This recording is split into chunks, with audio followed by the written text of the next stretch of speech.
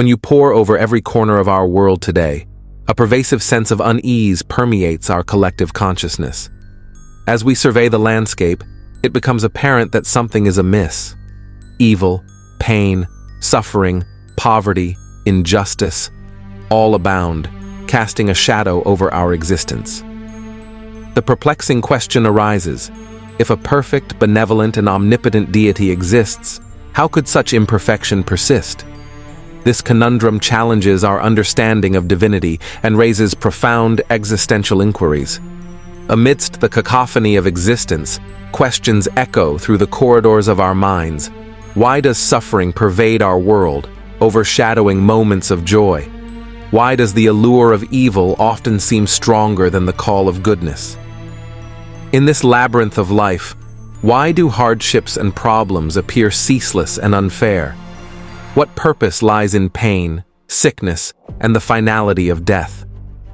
How do we reconcile the triumph of evil while goodness falters in its wake? Are we ensnared within a sinister realm where virtuous deeds falter and malevolence thrives? Has religion obscured the true nature of hell, with earth serving as its clandestine domain? Perhaps, in our quest for understanding, we are on the brink of a revelation.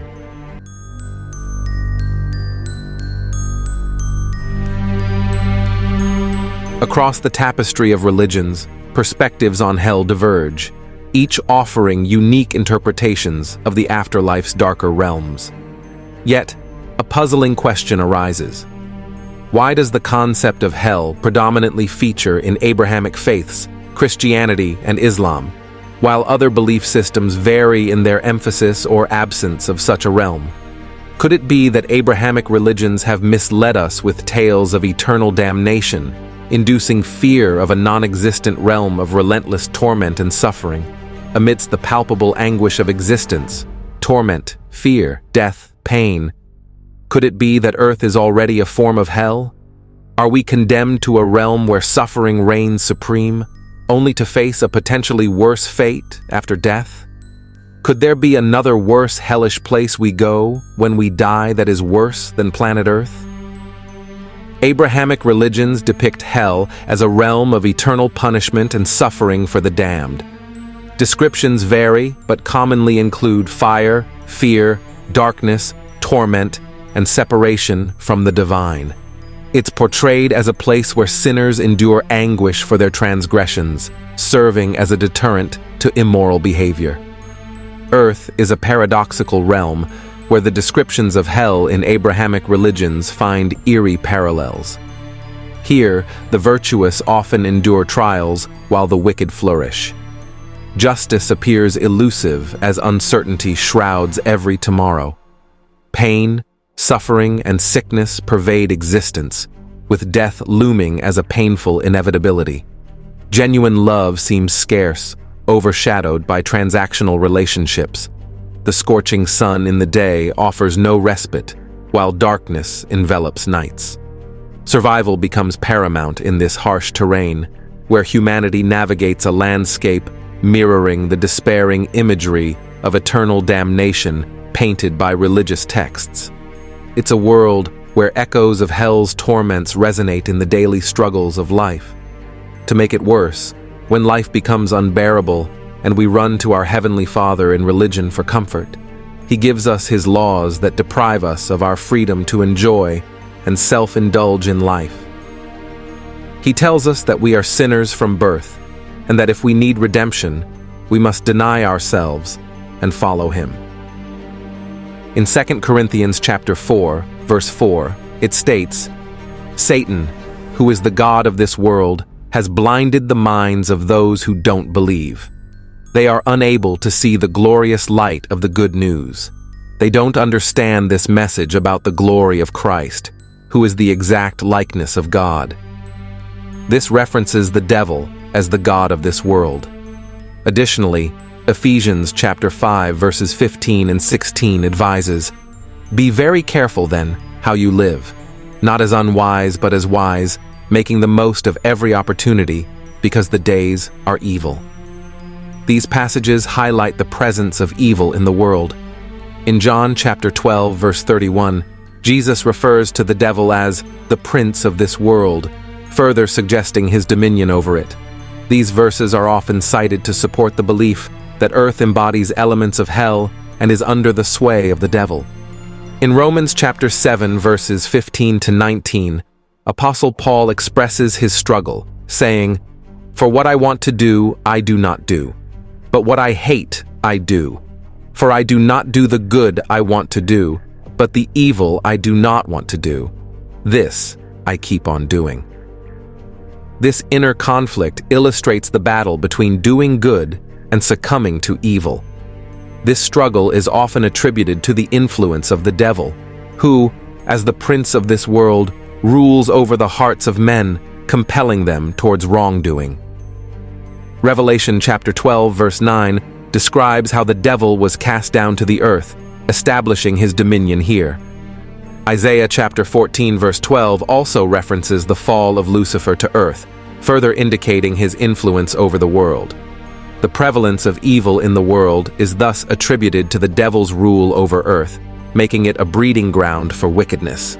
According to the account in the book of Genesis, earth can be seen as a realm tainted by the consequences of humanity's fall from grace. In Genesis chapter 3, verses 16 to 19, after Adam and Eve succumbed to temptation and disobeyed God, he declared the repercussions of their actions. God proclaimed that they would toil and sweat for their sustenance all their lives, consuming the bread of sorrows until their eventual deaths. To the woman he said, "I will greatly multiply your sorrow and your conception. In pain you shall bring forth children. Your desire shall be for your husband, and he shall rule over you." Then to Adam he said, "Because you have heeded the voice of your wife, and have eaten from the tree of which I commanded you, saying, 'You shall not eat of it.' Cursed is the ground for your sake. In toil you shall eat of it all the days of your life. Both thorns and thistles it shall bring forth for you, and you shall eat the herb of the field. In the sweat of your face you shall eat bread till you return to the ground, for out of it you were taken. For dust you are, and to dust you shall return." This decree not only encapsulates the hardship of human existence, but also signifies the cursed nature of the earth itself. God's pronouncement of toil and sorrow reflects the inherent struggle and suffering ingrained in earthly life. Furthermore, the ground itself was cursed, requiring arduous labor to yield sustenance. This divine punishment underscores the notion of earth as a realm marked by toil, suffering, and the constant struggle against the cursed nature of existence. In this context, earth can indeed be perceived as a kind of hell, where humanity is condemned to labor relentlessly amidst the trials and tribulations of life. From birth, we embark on a journey marked by trials and tribulations, navigating the challenges of existence. Survival demands constant effort as we confront the pains and sufferings inherent in life. From infancy's innocence to the complexities of adulthood, we endure hardships, setbacks, and losses. Ultimately, our journey concludes with death, the inevitable end to our earthly struggles. In the book of Ecclesiastes, chapter 1, verse 14, King Solomon's reflections on life resonate with a haunting truth that reverberates through the ages. Despite his unparalleled might, wisdom, and prosperity, he arrived at a disheartening conclusion. All is vanity. He penned, "I have seen all the things that are done under the sun. All of them are meaningless, a chasing after the wind."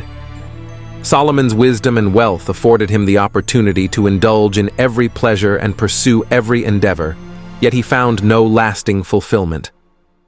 In Ecclesiastes chapter 2, verse 17, he lamented, "So I hated life, because the work that is done under the sun was grievous to me. All of it is meaningless, a chasing after the wind." Despite his efforts to find meaning in accomplishments and pleasures, Solomon realized the transient nature of life. He observed, "For who knows what is good for a person in life, during the few and meaningless days they pass through like a shadow?" Who can tell them what will happen under the sun after they are gone? In Solomon's eyes, life on earth is a cursed existence, where pursuits and toil lead only to disillusionment. He concluded, "Naked a person comes from their mother's womb, and as they come, so they depart. They take nothing from their toil that they can carry in their hands." The pursuit of wealth and success, according to Solomon, is ultimately futile, as death renders all earthly achievements meaningless. He starkly declared, "For the living know that they will die, but the dead know nothing. They have no further reward, and even their name is forgotten." In Ecclesiastes chapter 12, verse 8, Solomon encapsulates the overarching theme of his reflections. "Meaningless, meaningless," says the teacher. "Everything is meaningless." These words echo through the corridors of time, serving as a sobering reminder of the fleeting nature of life on earth and the futility of human endeavors. The world is like a very unsafe jungle, where everyone is hungry and preying on the other and aiming to devour one another as long as they survive. It is akin to a sinking ship in a wild ocean, where everyone is scampering for safety and doing everything possible to secure a place in the lifeboat or swim to the shore, and if not so, make sure they don't drown alone. It is a contest of fierce competition with self-absorbed and covetous competitors, who are willing to smear, if not eliminate one another, just to win the prize. In this world, we're confined within bodies susceptible to pain, exhaustion, and illness. We must constantly nourish them for survival, endure bodily functions, and inevitably face the ravages of aging and death. Our bodies also betray us as we age. These earthly constraints and sufferings suggest a life akin to a hellish dungeon, where the very nature of existence is defined by physical and emotional struggles, reinforcing the notion of earth as a realm filled with hardship and adversity. God employs earth as a crucible, nurturing life from its simplest forms, from the depths of hell to the pinnacle of consciousness, which is heaven. Through evolution, beings progress from rudimentary existence to enlightened states, mirroring a transformative journey from darkness to illumination. Thus, Earth serves as a fertile ground, fostering the evolution of life forms and the ascent of consciousness from its lowest depths to its loftiest heights, embodying both hellish struggles and heavenly existence and enlightenment. God's plan unfolds as creation evolves from its simplest form, progressing through various planes of existence. From the lowest level to the highest, this journey encompasses a gradual ascent towards ultimate fulfillment. Each stage of evolution embodies divine intention, guiding beings towards greater complexity, consciousness, and spiritual realization. In this intricate design, every entity plays a part, contributing to the unfolding tapestry of existence, ultimately aligning with the divine purpose of transcendent growth and enlightenment, which is the perfect life of divinity. God, as a consciousness, represents the highest level of existence, transcending all forms and dimensions. Consciousness itself is a state of being, encompassing awareness, understanding, and connection to the divine. Our ultimate destiny lies in merging with this universal consciousness, reaching our heavenly abode after departing from this physical realm. In death, we transition from the limitations of the material world to the boundless expanses of spiritual existence, where we reunite with the divine essence, fulfilling our eternal purpose. Near-death experiences offer intriguing glimpses into what might await us beyond the threshold of death. While individual accounts vary, certain parallels emerge, hinting at the possibility of higher dimensions or planes awaiting our transition. One common element in near-death experiences is the sensation of leaving one's physical body behind. Many report a feeling of weightlessness or detachment, suggesting a separation of consciousness from the corporeal form. This aligns with theories positing the existence of a soul or spirit distinct from the physical vessel. Furthermore, Near-death experiences often involve encounters with beings of light or deceased loved ones. These entities exude a profound sense of love, peace, and understanding, transcending earthly emotions. Such encounters hint at the existence of a benevolent realm beyond our comprehension, where love reigns supreme. Moreover, people who experience near-death experience frequently describe traveling through a tunnel or entering a bright, luminous space. This radiant realm evokes a sense of transcendence, where time and space lose their conventional meaning. It suggests the possibility of alternate dimensions or planes beyond our three-dimensional reality. Additionally, many NDEs involve life reviews, where individuals relive significant moments of their lives from a detached perspective. This panoramic review offers profound insights into the interconnectedness of all beings and the ripple effects of our actions. Overall, while near-death experiences remain enigmatic and subjective experiences, their commonalities hint at the existence of higher dimensions or planes awaiting us beyond the veil of death.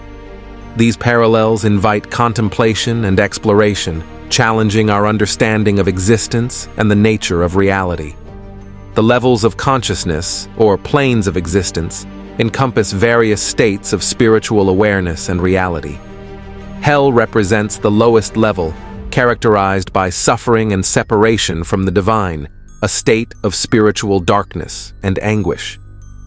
The astral plane or purgatory resides above hell, where the soul goes when we die, offering a realm of transition where souls may experience different dimensions and realities before progressing further. The soul later progresses to paradise, which is the third level of existence. Paradise signifies a higher plane, imbued with peace, beauty, and harmony, where souls experience blissful existence. At the pinnacle of existence lies heaven, the ultimate state of oneness with the divine, where souls merge with God's consciousness, experiencing eternal joy and fulfillment as divine beings. The cycle of existence, from the lowest to the highest level of consciousness, is eternal and cyclical. Within conformal cyclic cosmology, a theory proposed by cosmologist Roger Penrose and also written thousands of years ago in Hinduism Vedas texts, the universe undergoes perpetual renewal through a sequence of birth, self-destruction, and rebirth. This model posits that the universe contracts, culminating in a cosmic collapse, followed by a new Big Bang, birthing a fresh iteration of reality. Thus, the journey from the depths of consciousness to its zenith is an ongoing process, repeated endlessly across cosmic epochs. Through this eternal cycle, existence unfolds, offering infinite opportunities for spiritual evolution and transcendence. Esoteric teachings often describe the initial stage of human evolution as deeply entrenched in the material realm, also known as hell realm or animal realm. This phase is marked by the soul's immersion in the physical body, emphasizing survival, sensory experiences, and the development of basic instincts. According to occult philosophies, such as those found in Hermeticism and Theosophy, this material engagement is crucial for the soul's growth, allowing it to gather essential experiences and lessons from the physical world. When departing Earth after death, souls enter purgatory, or the astral plane, for a brief transition from physical to spiritual form, which is some kind of purification and consecration. The astral plane represents the emotional and imaginative aspects of existence. This phase involves the development of deeper feelings, desires, and psychic abilities. In esoteric terms, this is often associated with the activation of the astral body or emotional self.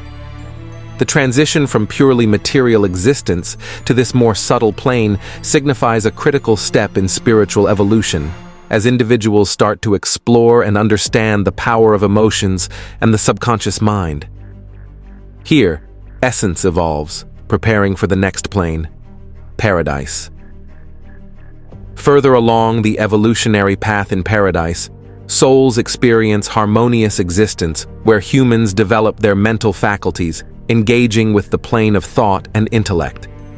This stage is characterized by the cultivation of reason, abstract thinking, and the pursuit of knowledge.